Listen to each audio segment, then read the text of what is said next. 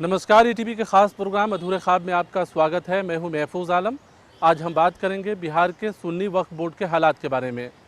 कहते हैं वक्फ बोर्ड के पास सैकड़ों करोड़ की मालियत है, लेकिन उस जायदाद से वक्फ बोर्ड ने मुस्लिम अक़लियतों के विकास के सिलसिले में आज तक किसी भी तरह की कोई योजना शुरू नहीं कर सकी है।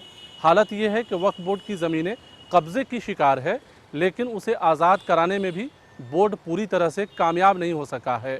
हाल के दिनों में वक्फ बोर्ड ने कुछ कड़े फैसले लिए हैं और अपनी ज़मीनों को करामत बनाने की मुहिम तेज़ की है। आइए हमारे ख़ास प्रोग्राम अधूरे ख्वाब में आज बात करते हैं वक्फ बोर्ड के हालात के बारे में। समाज के आखिरी पायदान पर खड़ी आबादी की मुश्किलों को हल करने के लिए खुद एक समाज के लोगों ने अपने समाज के गरीब, ज़रूरतमंद, यतीम और बेवा की मदद के लिए अपनी करोड़ों रुपयों की ज़मीनों को दान किया। मकसद उन लोगों की मदद करना था जो हाशिए पर खड़े हैं। दान की गई संपत्तियों की देखरेख के लिए सभी राज्यों में वक्फ बोर्ड की स्थापना की गई। वक्फ बोर्ड को वक्फ की संपत्तियों की हिफाजत के साथ ही उन संपत्तियों का विकास और मुस्लिम समाज के गरीब लोगों के लिए काम करना था। इस सिलसिले में लोकसभा में कई बार कानून बनाए गए। 1995 में नया एक्ट बना जो सूबों में 1996 में लागू किया गया। 2010 में उसमें कुछ संशोधन कर फिर से उसे मजबूत बनाने की कोशिश की गई। फिर भी वक्फ की संपत्तियों पर कब्जा का सिलसिला बरकरार रहा। बात बिहार की करें तो सूबे में 2 वक्फ बोर्ड कायम हैं, एक सुन्नी और दूसरा शिया वक्फ बोर्ड। सुन्नी वक्फ बोर्ड को 14 अगस्त 1948 में और शिया वक्फ बोर्ड को 11 अक्टूबर 1948 में कायम किया गया। पिछले 6 दशक से कायम वक्फ बोर्ड कितना कामयाब रहा है, उसकी एक मिसाल काफ़ी है कि आज तक वक्फ बोर्ड की तरफ से गरीब मुस्लिम आबादी के लिए एक भी स्कीम की शुरुआत नहीं की जा सकी है। जिस रफ्तार से डेवलपमेंट होना चाहिए था नहीं हो सका, इसलिए कि वक्फ बोर्ड के पास पैसे नहीं है। बोर्ड के पास स्कीम नहीं है, जब तक के पैसे नहीं हो कोई स्कीम नहीं बनाई जा सकती। लेकिन अब ऐसा है कि जितने भी हमारे मतवल्ली हजरात या कमेटी के सदस्य सेक्रेटरीज हैं, वो जो वक्फ फंड है वो भी वक्त पे नहीं दे पाते हैं। अगर उसके जिनविन लोग को बैठा दिया जाए, सिर्फ मिसमैनेजमेंट खत्म कर दो तो किसी से इमदाद की जरूरत ही नहीं है। उसकी आमदनी तो ऐसे ही बढ़ सकती है। आप समझिए स्टेशन पे एक दुकान आप अपनी अगर मार्केट आज बनती है उसके 10,000 रुपये रेंट होता है, ये 100 रुपये में चला रहे हैं। ये पूरी तरीके से वक्फ की जायदाद की लूट है। सवाल ये है कि वो वहाँ पर जिनके लिए किया आपने वो चीज़ वहाँ पर पहुँची या नहीं, ये फिर अकाउंटेबिलिटी तो है नहीं। जिन लोगों ने वक्फ किया था उनकी जो आत्माएं जो है वो, उनकी रूह जो है वो कांप रही होगी। उन लोगों ने जिस पर्पज से किया था उनके वारिसान नाअहल साबित हुए। आखिर ऐसा क्यों है कि करोड़ों रुपयों की संपत्ति के बाद भी वक्फ बोर्ड ने लोगों के विकास के लिए एक भी स्कीम की शुरुआत नहीं कर सकी है, जबकि बोर्ड के मेंबरों में एमपी, एमएलए और समाज के खास लोग शामिल होते हैं। फिर वो जिम्मेदार लोग बोर्ड के मसले से वाकिफ नहीं हैं या फिर वक्फ को महज एक ऐसा इदारा तस्वूर करते हैं जो हाथी का दांत हो। कहने के लिए वक्फ बोर्ड के पास कई अधिकार हैं, लेकिन हकीकत यह है कि बोर्ड के पास किसी भी तरह का कोई कानूनी अधिकार नहीं है, सिवाय ये कि बोर्ड अपनी ज़मीनों की हिफाजत के लिए डीएम व एसपी को चिट्ठी लिख सके। जब तक कि इसका अलग से इंफ्रास्ट्रक्चर डेवलप नहीं किया जाएगा, मार्केट के रेट के हिसाब से दुकानों का वैल्यूएशन नहीं निकाला जाएगा, प्रॉपर्टीज़ जब तक के इंक्रोचमेंट से आज़ाद नहीं कराई जाएगी, इसको जब तक लीगल पावर नहीं मिलेगा, तब तक वक्फ की हालत सुधरने वाली नहीं है। अक़लियती समाज की तरफ से आयोजित की जाने वाली सभी प्रोग्रामों में वक्फ के मसले पर खूब आंसू बहाया जाता है, लेकिन अरबों की संपत्ति को बचाने और उसके विकास के सिलसिले में खुद इस समाज के पास कोई वाज़े रणनीति नहीं है। सरकार ने मेहरबानी की है तो सुन्नी वक्फ बोर्ड के अनुदान को 50 लाख रुपए से बढ़ाकर 2 करोड़ रुपया कर दिया है। उम्मीद है कि बोर्ड में काम करने वाले कर्मचारियों के वेतन का मसला अनुदान की राशि से हल हो जाए। पहले 50 लाख रुपए का ग्रांट मिलता था और ग्रांट से सिर्फ वेतन का भुगतान होता है। उससे डेवलपमेंटल वर्क नहीं कर सकते। इस साल से वो 2 करोड़ हो गया है। पूरे सूबे के वक्फ की संपत्तियों की देखरेख पटना के इसी वक्फ बोर्ड से किया जाता है, जहां काम करने वाले कर्मचारियों की तादाद 32 है, जिसमें 21 लोग अनुबंध पर काम कर रहे हैं। बोर्ड की माने तो सालाना कर्मचारियों के वेतन पर बोर्ड का करीब 2 करोड़ रुपये का खर्च होता है। हालांकि बोर्ड में कर्मचारियों के 60 मंजूरशुदा ओहदे हैं। अगर सभी ओहदों पर बहाली की जाए तो बोर्ड के पास कर्मचारियों को वेतन देने के लिए पैसा नहीं रहेगा। फिर भी कर्मचारियों की बहाली की मांग की जा रही है। बहाली नहीं होने की एक वजह पैसे की कमी भी है। हम बहाल करेंगे तो उन्हें पैसे देने होंगे, इस्टेब्लिशमेंट कॉस्ट बढ़ेगा। अब ग्रांट हमारा बढ़ा है, हम कोशिश कर रहे हैं कि कुछ और बहालियाँ करें। कम पैसे और चंद कर्मचारियों के कांधों पर चल रहा वक्फ बोर्ड समाज के विकास के लिए क्या कर सकता है, ये समझना आसान है। दरअसल सभी जिलों में वक्फ बोर्ड की संपत्ति है और प्रत्येक संपत्ति को वक्फ एस्टेट कहते हैं और हर वक्फ एस्टेट का एक मुतवल्ली होता है, यानी वक्फ एस्टेट की पूरी जिम्मेदारी मुतवल्ली की होती है। वक्फ बोर्ड मुतवल्ली और वक्फ की संपत्तियों की देखरेख करता है। वक्फ के कानून के मुताबिक वक्फ एस्टेट की आमदनी का 93% हिस्सा उसी वक्फ एस्टेट के पास रह जाता है, जिसकी देखरेख की जिम्मेदारी मुतवल्ली की होती है। 7% हिस्सा वक्फ बोर्ड को मिलता है, जिसमें से 1% रकम केंद्रीय वक्फ काउंसिल को भेजी जाती है। यानी आमदनी का पूरा पैसा मुतवल्ली के पास रहता है। उन पैसों से मुतवल्ली को अपने वक्फ एस्टेट का विकास करना होता है और यहीं पर गड़बड़ियों की शुरुआत होती है। क्योंकि इनको अभी तक ये भी नहीं मालूम है कि किस जगह कितनी वक्फ की प्रॉपर्टी है, और जो प्रॉपर्टी है उसमें भी वहाँ क्या है उनको उससे मतलब नहीं है। उनको 7% सेस से मतलब है, जो ही सेस आ जाता है 7% सेस है, अभी उससे मतलब है वो जो आ जाता है उसी को मतलब है गनीमत है। दरअसल वक्फ बोर्ड की आमदनी को बढ़ाने की बात तो की जाती है, लेकिन इस सिलसिले में वक्फ एस्टेटों पर किसी भी तरह का शिकंजा नहीं कसा जाता है। वक्फ एस्टेट अपनी आमदनी का 7% हिस्सा वक्फ बोर्ड को देता है और जितना पैसा वक्फ एस्टेट वक्फ बोर्ड को देता है, बोर्ड उसे मानने पर मजबूर होता है और यहीं पर गड़बड़ियों की शुरुआत हो जाती है। बहरहाल वक्त हो गया है ब्रेक का। ब्रेक के बाद फौरन वापस आते हैं।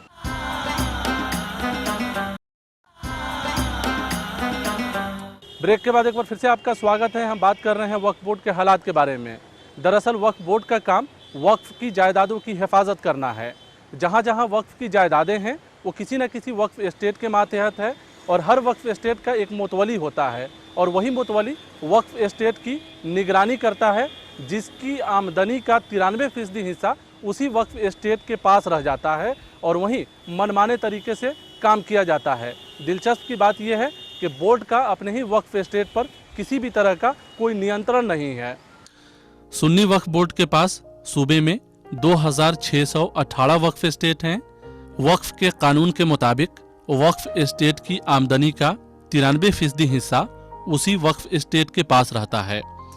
6% वक्फ बोर्ड को मिलता है और 1% रकम केंद्रीय वक्फ काउंसिल को भेजी जाती है। वक्फ बोर्ड को अपनी संपत्तियों से आमदनी का जो हिस्सा मिलता है वो करीब 35 लाख रुपया है। कर्मचारियों के वेतन के लिए सरकार अनुदान देती है और वक्फ एस्टेट से मिले 35 लाख रुपयों से बोर्ड अपना दफ्तर चलाता है। साथ ही कब्जे की जमीनों को आज़ाद कराने के लिए उसी पैसों से मुकदमा लड़ता है। करीब 200 वक्फ एस्टेट जमीन माफियाओं के कब्जे की शिकार हैं, जिसकी सुनवाई अदालतों में चल रही है। ऐसे में बोर्ड के पास लोगों के विकास के लिए पैसा नहीं बचता है और यही पिछले 68 सालों से होता आ रहा है। इसलिए तो शरीयत व हुक्म ने साफ लफ्ज़ों में हदीस में आया है, फ़िक़्ह की किताब में आया है और दिगर में आया है कि वफ़ जिस मकसद से किया जाए उसमें ज़रा बराबर तब्दीली नहीं की जा सकती है। वफ़ के रुपए को उसी में खर्च किया जाए। अगर इसी मसले पे मुसलमान अमल शुरू कर दें तो यकीनन तरक्की हो सकती है। उसमें सरकार को बहुत टाइट हो जाना चाहिए। हम तो बार बार कहते हैं कि जो मुसलमानों के वक्फ बोर्ड है उसमें कुनाल के ऐसा जो है एडमिनिस्ट्रेटिव ऑफिसर को बहाल करना चाहिए कि वो हलक से निकाले लोगों के। यानी समाज खुद वक्फ की संपत्तियों की सुरक्षा के लिए आगे आए और सरकार वक्फ बोर्ड की तरक्की के लिए वक्फ की संपत्तियों को कब्जे से आज़ाद कराए। मसला ये भी है कि वक्फ बोर्ड का नियंत्रण अपने वक्फ एस्टेट पर नहीं है। मसलन वक्फ के कई बड़े वक्फ एस्टेट हैं जिनकी खुद की संपत्ति अरबों में है। सोगरा वक्फ एस्टेट बिहार शरीफ, भागलपुर, मुजफ्फरपुर और राजधानी पटना के कई वक्फ एस्टेट ऐसे हैं जहां से आमदनी का बड़ा हिस्सा आ सकता है, लेकिन वक्फ एस्टेट में ऑडिट नहीं होता है। प्रत्येक वक्फ एस्टेट अपनी आमदनी को मनमाने तरीके से वक्फ बोर्ड के सामने रखते हैं और मनमाने तरीके से ही वक्फ बोर्ड को शेयर दिया जाता है। और मजे की बात यह कि बोर्ड उसे मानने पर मजबूर होता है। पैसों का हिसाब इतना उलझा हुआ है कि आम आदमी उसे समझ नहीं पाता है और मुतवलियों का काम चलता रहता है, जिसका खमियाजा बोर्ड को उठाना पड़ता है। हमारे स्टेट्स फलाही काम कर रहे हैं और वक्फ बोर्ड के पास जब इतने पैसे हो जाएंगे कि तनख्वाह से निपटने के बाद हम फलाही काम कर सकें, तो यहाँ भी हम लोग शुरू करेंगे। जो कमेटियां हैं, जो एस्टेट हैं, जो मुतवल्ली हैं, जो सेक्रेटरी हैं, उस कमेटी पर जब तक लगाम न कसा जाएगा, और उसके लिए एक ही चीज़ है, ऑडिट में डिफॉल्केशन हो, उस पर क्रिमिनल केस हो, उनको जेल भेजा जाए। जब तक इस तरह का अगर काम नहीं होगा, वक्फ बोर्ड के हालत को सुधारने का कहीं कोई सवाल नहीं पैदा होता है। बड़े बड़े माफिया उसमें घुसे हुए हैं। उधर वक्फ बोर्ड ने कुछ कड़े फैसले भी किए हैं, जिसमें वक्फ मार्केट के दुकानदारों का किराया बढ़ाया गया है। साथ ही वक्फ एस्टेटों के मुतवलियों को भी सही हिसाब देने और वक्फ की आमदनी से वक्फ एस्टेट की तरक्की करने का निर्देश दिया गया है। देखना दिलचस्प होगा कि वक्फ के मुतवली बोर्ड के निर्देश का कितना पालन करते हैं। तो ज़माने से जिसका किराया 5,000 रुपया आना चाहिए, उसका किराया 50 रुपया आता है। तो 150 रुपये से वक्फ बोर्ड का डेवलपमेंट नहीं हो सकता है। लेकिन 2013 का एक्ट जो आया है, उस पर यह है कि उस पर डायरेक्ट FIR करने का CO को पावर मिला है, बोर्ड को पावर मिला है। तो वैसी सूरत में अब यह है कि बहुत सारी ज़मीनें बहुत आसानी से उसकी बाजियाबी हो सकती है, इंक्रोचमेंट को हटाया जा सकता है। वक्फ बोर्ड ने पहली बार अपने वक्फ एस्टेट की तरक्की के लिए 3 प्रोजेक्ट पर काम कर रही है। अशोक राजपथ पर स्थित अंजुमन इस्लामिया पर कम्प्लेक्स बनाने की तैयारी की जा रही है। 40 करोड़ के लागत से अंजुमन की तस्वीर बदलने की कार्रवाई की जाएगी। सरकार ने अंजुमन को बनाने के लिए पैसा दिया है। वहीं सरकार का पर्यटन विभाग 12 करोड़ की लागत से हाईकोर्ट मजार पर इमारत बनवाएगी। साथ ही केंद्रीय वक्फ काउंसिल भी पहली बार 6 करोड़ की लागत से मजार गली राजा बाजार में कॉम्प्लेक्स की तामीर करेगी।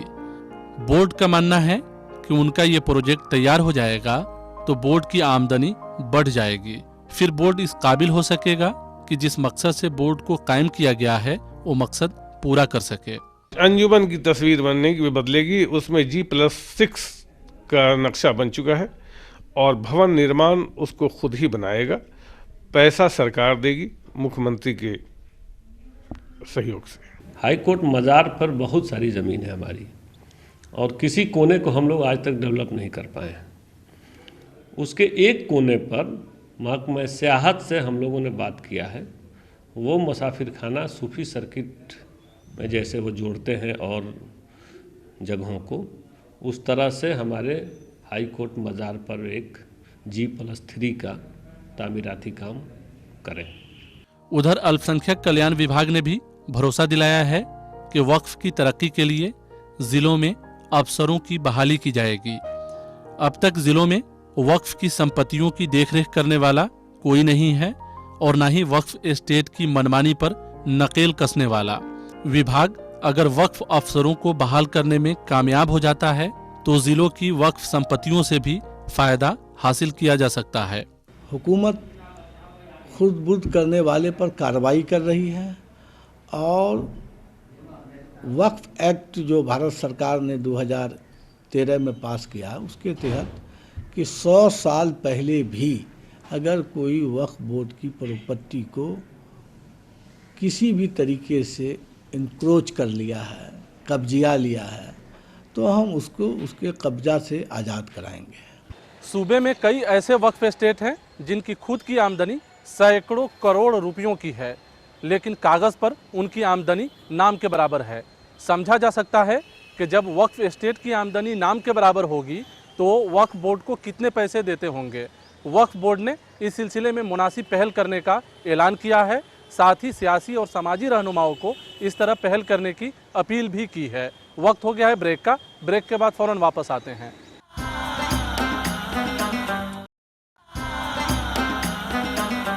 ब्रेक के बाद एक बार फिर से आपका स्वागत है। हम बात कर रहे हैं वक्फ बोर्ड के हालात के बारे में। आपको जानकर हैरानी होगी कि वक्फ बोर्ड के चेयरमैन को वक्फ बोर्ड के चपरासी से भी कम वेतन मिलता है। साथ ही किसी भी तरह की कोई दूसरी सहूलत हासिल नहीं है। सरकार वक्फ बोर्ड के मसले को हल करने का दावा करती है। बोर्ड के अनुदान की राशि को भी बढ़ा दिया गया है, लेकिन अंदर से कमज़ोर वक्फ बोर्ड के मसले को हल करने की कोशिश नहीं की जाती है। वक्फ बोर्ड को सरकार से अनुदान, वक्फ एस्टेट का शेयर और केंद्रीय वक्फ काउंसिल की माली मदद मिलती है। जानकार कहते हैं कि वक्फ कानून को मजबूत करने की जरूरत है। वहीं वक्फ बोर्ड को नसीहत देते हैं कि बोर्ड सूबे के तमाम वक्फ एस्टेट के मुतवलियों का कॉन्फ्रेंस करे और उन्हें सख्त हिदायत दे ताकि बोर्ड की सूरत हाल बदल सके। भाई आप सालाना जैसा 6 महीने पर क्वार्टरली मीटिंग कीजिए सब मुतवल्ली की और क्वार्टरली रिपोर्ट लीजिए। साल में एक बड़ा जलसा कीजिए, उसमें जितने भी बिहार स्टेट के मुतवल्ली हैं उनको बुलाइए, सेक्रेटरी को बुलाइए और उनसे मांगिए रिपोर्ट। जो अच्छा करने वाला है उसको आप सराहिए उसको, और जो ख़राब करने वाला है उसको आप कीजिए, तो उसकी तनकीद कीजिए कि भाई तुम इम्प्रूव करो अपने आप को। उधर बोर्ड के अध्यक्ष को सरकार की तरफ से बोर्ड के चपरासी से भी कम वेतन मिलता है। चपरासी का वेतन 12 से 15 हजार है और क्लर्क का 30 से 40 हजार। लेकिन आपको जानकर हैरानी होगी कि बोर्ड के अध्यक्ष को 10,000 रुपया महीना मिलता है, वो भी पिछले 2 साल से।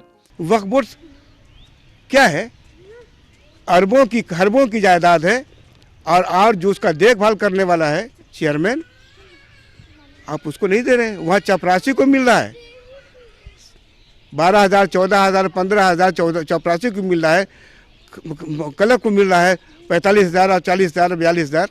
सिक्योरिटी जो चीफ एग्जीक्यूटिव अफसर है उसको मिल रहा है लाख रुपया, और जो सबका हेड है वहाँ पर उस संस्था का, वो जुबान रहते भर में जुबान नहीं खोल सकता। इसलिए हम इस चैनल के माध्यम से हम ये अपील करना चाहेंगे, इस बात को ज़रूर हुकूमत को मुतनब्बे करना चाहते हैं कि ये दिन ज़्यादा दिन नहीं चलने वाला। आप इस पर ध्यान दीजिए। ग्रांट ठीक दे रहे हैं आप, मगर जो काम करने वालों को भी दीजिए। निहालुद्दीन के मुताबिक सरकार अक़लियत नवाजी की दावे करती है, अक़लियतों का वोट लेती है, लेकिन अक़लियतों के मसले पर खामोश रहती है। स्टेटस होना चाहिए। मदरसा बोर्ड को आप दे रहे हैं, वक्फ बोर्ड को नहीं दे रहे हैं। आप माइनॉरिटी कमीशन को दे रहे हैं, बैकवर्ड कमीशन को दे रहे हैं, किसान कमीशन को दे रहे हैं, जो इसका और भी जितने भी कमीशन हैं सबको आप अपने स्टेटस दे रखा है। और वक्फ बोर्ड के उसके चाहे वो कमीशन हो चाहे बोर्ड हो, उसके चेयरमैन को आप स्टेटस दे रहे हैं कि इसका स्टेट मिनिस्टर का, और सुविधा भी दे रहे हैं। यहाँ कुछ भी नहीं। मौजूदा अध्यक्ष इरशादुल्लाह की माने तो बोर्ड से तनख्वाह नहीं लेते हैं। अध्यक्ष का कहना है कि बोर्ड में काम कर रहे सभी मुलाजिमों की तनख्वाहें उनसे कई गुना ज्यादा है, लेकिन बोर्ड के सबसे बड़े ओहदे पर बैठे अध्यक्ष को किसी भी तरह की कोई सहूलत हासिल नहीं है। इस सिलसिले में सियासी रहनुमाओं ने सरकार से पहल करने की अपील की है। जिस तरह से सारे बोर्ड निगम के चेयरमैन को जो सहूलतें मिलती हैं उसी हिसाब से वक्फ बोर्ड के चेयरमैन को भी मिलना चाहिए। मैं तो इसका भरपूर हिमायती हूँ। सवाल ये है कि कोई आदमी अपनी जेब से डीजल पेट्रोल करके कब तक करेगा। जाहिर है ये मामला समाज के बुद्धिजीवियों को भी ये कहने पर मजबूर करता है कि सरकार सिर्फ अक़लियतों की सियासत करती है, काम नहीं करती है। अगर काम करती तो वक्फ के मामले में भी संजीदा पहल करती। सरकार बिल्कुल कान में रुई देकर तो बेईमान है, चाहे वो किसी गवर्नमेंट हो। भाई आप सारे वो बोर्ड को दे रहे हैं, सारे आप कमीशन को दे रहे हैं। वक्फ बोर्ड जो रात 24 आवर्स वहाँ काम कर रही है, वहाँ के लोग काम कर रहे हैं, अब आप उनको तनख्वाह नहीं दे रहे हैं, आप उनको स्टेटस नहीं दे रहे हैं। उधर अल्पसंख्यक मंत्री अब्दुल गफूर ने भरोसा दिलाया है कि सरकार इस मसले पर संजीदा पहल करेगी और वक्फ के अध्यक्ष को भी सारी सहूलतें मुहैया की जाएगी। मंत्री ने यह भी कहा है कि सरकार वक्फ के मामले में गंभीर है और अल्पसंख्यक कल्याण विभाग वक्फ से जुड़े मसलों को हल करने की कार्रवाई कर रही है। पैसे के लिए भी हम लोग एक लाहे अमल बनावेंगे और नियम को देखेंगे और जो गुंजाइश होगा वो किया जाएगा। जाहिर है वक्फ के मामले में खुद मुस्लिम अक़लियती समाज जब तक पहल नहीं करेगा तब तक वक्फ बोर्ड के मसले सियासी भंवर में उलझे रहेंगे। इसके लिए वक्फ की ज़मीनों की हिफाजत के साथ साथ वक्फ एस्टेट के मुतवलियों के मनमाने रवैये में तब्दीली लानी होगी। साथ ही सरकार को संजीदा पहल करना होगा, तभी हज़ारों करोड़ की मालियत रखने वाली वक्फ बोर्ड अक़लियती समाज के विकास के लिए किसी तरह की कोई योजना शुरू कर सकेगी। फ़िलहाल यहाँ वक्त हो गया है आपसे रुखसत लेने का। अगले हफ्ते किसी नए मुद्दे के साथ आपसे फिर मुलाकात होगी। अगर आप इस प्रोग्राम के बारे में अपना कुछ सुझाव देना चाहते हों तो हमें ईमेल कीजिए। हमारा ईमेल एड्रेस है ak@etv.co.in। तो यहीं पे हमें और हमारी पूरी टीम को दीजिए इजाज़त। नमस्कार।